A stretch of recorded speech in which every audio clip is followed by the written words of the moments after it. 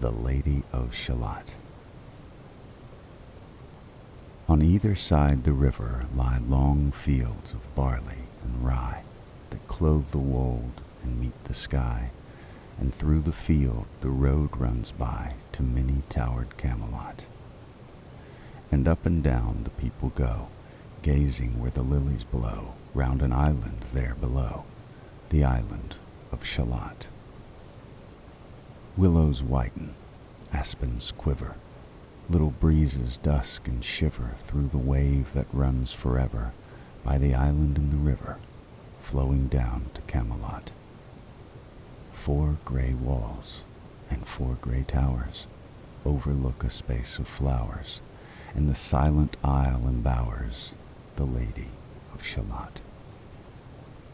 By the margin, willow-veiled, slide the heavy barges trailed by slow horses, and unhailed the shallop flitteth silken-sailed, skimming down to Camelot.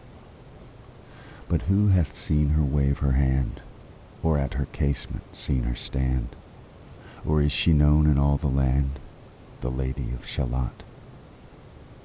Only reapers, reaping early, in among the bearded barley, hear a song that echoes cheerly from the river winding clearly down to towered Camelot.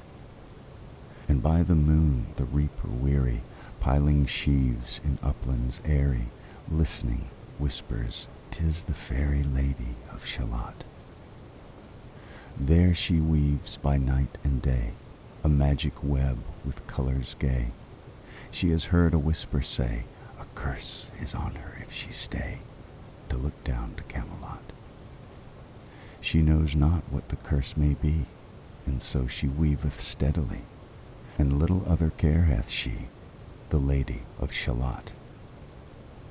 And moving through a mirror clear that hangs before her all the year, shadows of the world appear. There she sees the highway near, winding down to Camelot.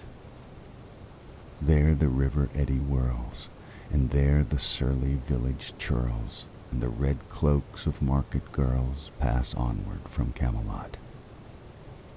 Sometimes a troop of damsels glad, an abbot on an ambling pad, sometimes a curly shepherd lad, or long-haired page in crimson clad, goes by to towered Camelot.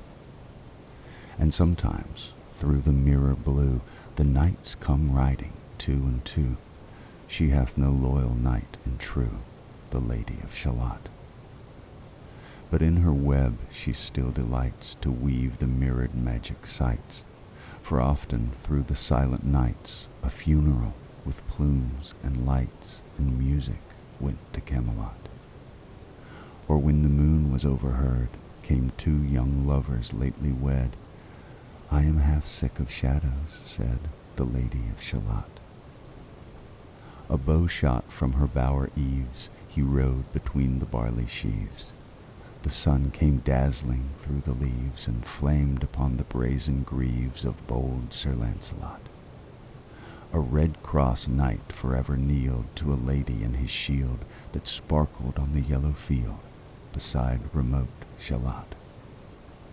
The gemmy bridle glittered free, like to some branch of stars we see, hung in the golden galaxy. The bridle bells rang merrily as he rode down to Camelot, and from his blazoned baldric slung a mighty silver bugle hung, and as he rode his armor rung beside remote Shalott. All in the blue unclouded weather, thick jeweled shone the saddle leather, the helmet and the helmet feather burned like one burning flame together as he rode down to Camelot.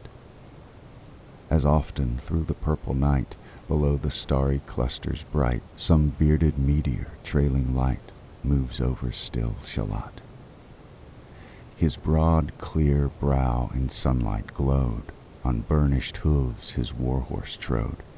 From underneath his helmet flowed his coal-black curls as on he rode down to Camelot. From the bank and from the river he flashed into the crystal mirror. "Tira lira by the river," sang Lancelot. She left the web She left the loom. She made 3 paces through the room. She saw the water lily bloom. She saw the helmet and the plume. She looked down to Camelot.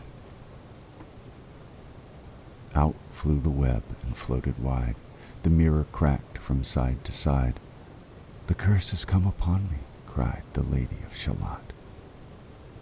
In the stormy east wind straining, the pale yellow woods were waning, the broad stream in his banks complaining, heavily the low sky raining over towered Camelot.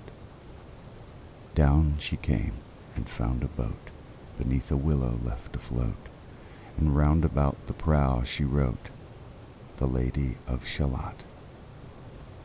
And down the river's dim expanse, like some bold seer in a trance, seeing all his own mischance, with glassy countenance, did she look to Camelot. And at the closing of the day, she loosed the chain, and down she lay. The broad stream bore her far away, the Lady of Shalott. Lying robed in snowy white, that loosely flew to left and right, the leaves upon her falling light, through the noises of the night, she floated down to Camelot. And as the boat head wound along the willowy hills and fields among, they heard her singing her last song, the Lady of Shalott. Heard a carol, mournful, holy, chanted loudly, chanted lowly, till her blood was frozen slowly, and her eyes were darkened wholly, turned to towered Camelot. For ere she reached upon the tide, the first house by the water's side, singing in her song, she died, the Lady of Shalott. Under tower and balcony, by garden wall and gallery, a gleaming shape she floated by, dead pale between the houses nigh, silent into Camelot. Out upon the wharfs they came, knight and burgher, lord and dame, and round the prow they read her name, the Lady of Shalott. Who is this, and what is here? And in the lighted palace near died the sound of royal cheer, and they crossed themselves for fear, all the knights at Camelot. But Lancelot mused a little space. He said, "She has a lovely face. God in his mercy lend her grace, the Lady of Shalott."